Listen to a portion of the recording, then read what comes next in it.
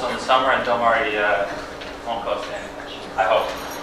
Today I'd like to talk about, instead of heroes, a term that's a little bit close to it, but not exactly the same, and that is heroes. And I think everybody, especially at a young age, has a hero, or a few heroes. And heroes could be a lot of different types of people. When you think heroes, especially if you walk into an elementary school, and you ask people who are heroes, very often you're going to hear like superheroes, right? Like heroes might be Superman, or Batman, or I don't know who else. Spider-Man's got to be. When I was young, Spider-Man was very weak, but he got big now. So Spider-Man, and then you get a little, maybe you get a little older, and that maybe is in lower school is like superheroes. But then it gets a little bigger. Maybe things get a little more sophisticated. So maybe it gets to Star Wars or sports or people that are socially very adept, movie stars. All of these people are heroes, and some of them are good choices, and some of them maybe aren't the best choices, but so be it, that's the hero. And I think that if we say that a person is our hero, then to a certain degree we say that's what I want to be, but not because I want to be exactly that, but because that person stands for something that's important to us. And today I want to introduce to you, via a video, someone that I consider a hero, someone I've never met, but is a pretty famous person for what he did. As you're going to see, he was on the news, and he did something interesting, but he did not have any superpowers. He did not have incredible athletic skills. He did not have incredible social skills, although you might argue on that. And the truth is, if I tell you his name right now, it's written up there, you probably never heard of him. Right? His name is Aaron Feuerstein. Okay? And I'm going to just let the video speak for itself. Okay? I'm going to let the video speak for itself. And let's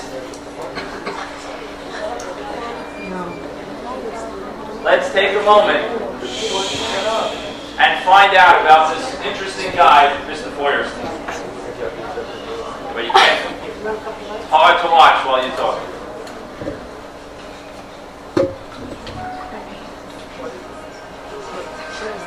Enron is a company that deals with everyone with absolute integrity. On December 2nd, 2001, Enron declared bankruptcy. I respectfully decline to answer the questions based on the protection afforded me under the United States Constitution. Enron essentially was losing money on a cash basis year after year, and yet it was reporting profits.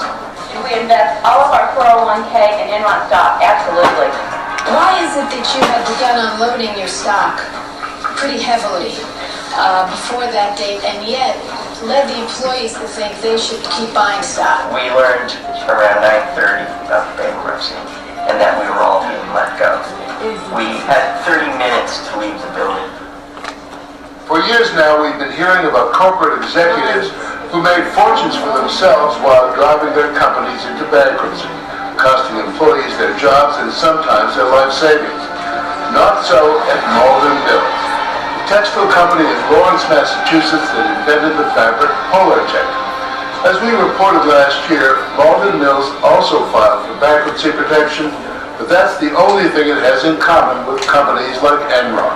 In fact, Malden Mills is known for going out of its way to help its employees, even when the company suffered a shattering setback. It started around 8 o'clock. Explosions boomed into the night after the general Buildings still burning in the sun. You can still see the orange glow. There's just no way to quantify this because all of this happened, of course, just 2 weeks before Christmas.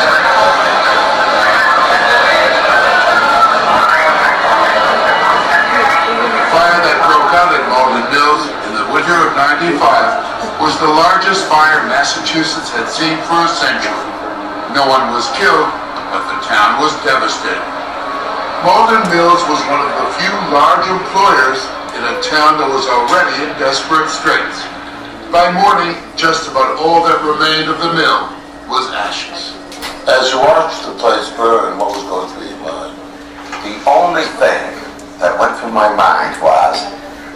can I possibly recreate it? Aaron Feuerstein is the owner of Malden Mills. He's 76, the third generation of his family to run the mill. I was proud of the family business and I wanted to keep that alive and I wanted that to survive. But I also felt the responsibility for all my employees to take care of them, to give them jobs. And he made a decision, one that others in the textile industry found hard to believe. While the fire was still smoldering, Feuerstein decided to rebuild right there in Lawrence. Decided not to move south or overseas as much of the industry had done in search of cheap labor. And he made another shocking decision.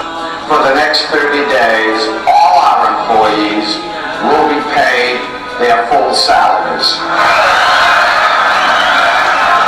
A month later, he held another meeting. We will, once again, for at least 30 days more, pay all our employees. The mill was in ruins. He continued to pay your workers. That may be a great moral gesture, but is it a wise business decision? I think it was a wise business decision, but that isn't why I did it. I did it because it was the right thing to do. Some might have said the proper business decision for a 70-year-old guy is to take the $300 million in insurance and retire. And what would I do with it? Eat more? Buy another suit? Retire and die? No, that did not go into my mind. That was not an option, not for a second. Have a wonderful day. He kept his promises. Workers picked up their checks for months. Thank you. You're welcome. In all, he paid out $25 million. Aaron Feuerstein became known as the Mensch of Malden Mill, a businessman who seemed to care more about his workers than about his net worth. You became a hero for simply doing the right thing. It's a terrible commentary on the business world. Yes, it is. That at the time in America of the greatest prosperity, the god of money has taken over to an extreme. To what degree is your faith, your religion, responsible for this idea of the moral businessman? I think it plays a big role. For guidance, he turns to the Torah, the book of Jewish law. Below Sasha Psuki, you are not permitted to oppress the working man because he's poor and he's needy amongst your brethren and amongst the non-Jew in your community. What's going to be in your tombstone? I don't know.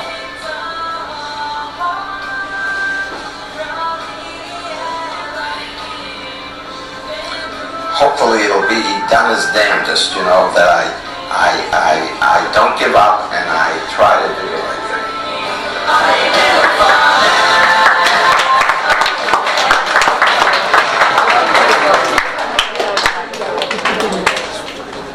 So nice.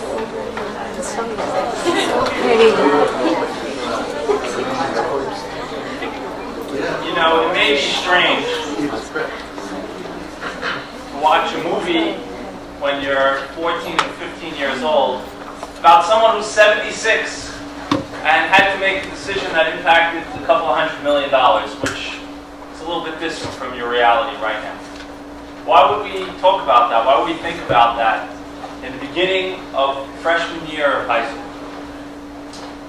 And my answer is really simple. You came here for a reason. Every one of you has a little bit of a different hope and a different aspiration and something that you want to be. But if you're a freshman in the Yeshivah of Flatbush High School, you all want to be powerful. Not superpowers, you know, leap tall buildings or melt things with X-ray vision. But you want to make sure that you have strength, that you have power, that you can accomplish with your knowledge, with your skills, with your abilities. And you came to this school in the hope that you're going to be able to do that. And the truth, you came to the right place. There's a lot of good stuff that's going to happen. Take a look at some of the seniors that are walking around this building. You're going to see some really powerful people. They're smart, they're skilled, they're accomplished, and they're going to do things. They're going to make a difference. And if you do the things that this school does and asks you to do, then you're going to find you're going to be powerful. And you're going to be super. You're going to be amazing. But that can only be the beginning of your story. Because what Mr. Feuerstein teaches us is that you have to have a much deeper understanding than just getting the power. You have to be able to ask yourself, why? What am I going to do with it? It's a fantastic video, and I've watched it 50 times at this point, and I still cry when I watch it. Because he says so beautifully. He had the choice. Someone was going to write him a check. They did write him a check for $300 million. And he didn't have to rebuild his plant. The $300 million was his family business that they earned, and he could have gone and done anything with it. He could have bought a building in New York City, and then it would have been worth $1 billion in a couple of years. But he said, what would I do? Eat more? Only eat one lunch a day. What would I do? Buy another suit? You can only wear one. And it wasn't just the suit or the meals, because it has to do with the homes and the cars and the vacations. Those are not the things that we're here for. It's nice to have them, and they have a place and a purpose. But what are we really here for? What's it really all about? Well, since we're at the beginning, we go back to the beginning. And not so long ago, we opened up the beginning of the Torah scroll. And what does it tell us? It tells us that Hashem created the world. And that's a big belief for us. That's something really important. And everybody knows that one. But what does it mean? Well, when we look around at this world that Hashem created, the world that this almighty, all-perfect Hashem created, we notice, hey, it's not perfect. He's perfect, but his creation is not perfect. Why is that? And the answer, I'd like to explain by a question one of my teachers once taught me. He said to me, Joe, you're a liar. I was a little taken aback. I don't like to be called a liar. I said, what do you mean? He says, you say Birkat Hamazon? I said, yeah, I try every time I eat bread. He says, so you say the Beracha Hazanet HaKol? It says that Beracha Hazanet HaKol. What does Hazanet HaKol mean? You ever think about it? What does Hazanet HaKol mean? Anyone? What does Hazanet HaKol mean? Hazan, the one who feeds, HaKol, everyone. Right? Meaning Hashem gives food to everyone. Go walk down the street in New York City. Are there people that are not eating well? Go to Africa. Did you know that every day in the world, 30,000 people die because they don't have food? Every day. That's 10 9/11s. 9/11, September 11th, we just had a memorial. It's a terrible thing. That was one time. It was the worst thing in the history of America. 3,000 people died because someone crashed the plane in the building. Awful, terrible, bad. And we do a lot. We go to memorials and we talk about it. We fight it. We'll go to war. 30,000 people in the world die every day just because they can't go to pizza time. They don't have it. They can't afford it. The world around them doesn't support the food they have. So how can we say Hazanet HaKol? I was very bothered by it. But then he said, think about it. Exactly. We can do it.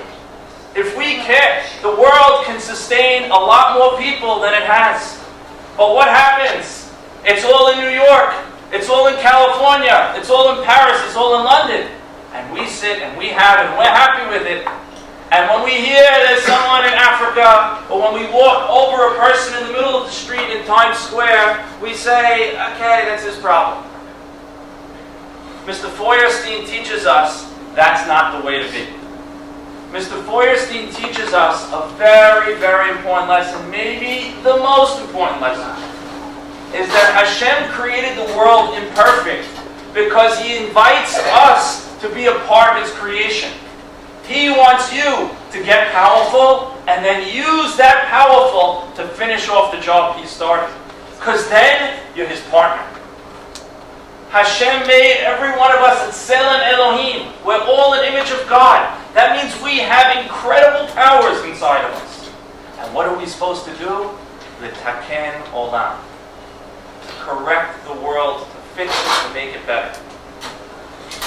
So guys, you have to realize, over the next 4 years, you have tremendous opportunities. And you have the chance to make yourself incredibly powerful. And you should. And Be'ezrat Hashem, you will. But as you're doing that, be careful. Be careful that what you do is turn into this guy, Mr. Feuerstein.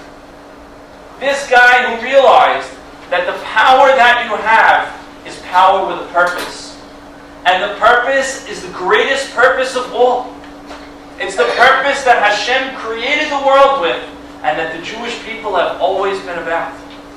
Is we understand that Hashem wants us to be great, but He wants us to be great not for ourselves, not to buy another suit, not to have another meal, not to have another vacation, but to make a difference in the lives of the people around us. Did you see? Did you see what the people who worked in his mill felt like when he told them, I'm going to pay you another month? It was more than if he saved their lives. It was he gave them hope, he gave them care, he gave them belief, and who knows how many good things came as a result of that. So guys, I hope in this room hundreds of millions of dollars get made. And I hope all sorts of great contributions to science and to math and to medicine and to business and to whatever it is that you want to do get made to the world. But I hope that you do it with the understanding of what we're here for. HaKadosh Baruch Hu made a world, and He invited each and every one of you to get big, to get strong, and to play an important part.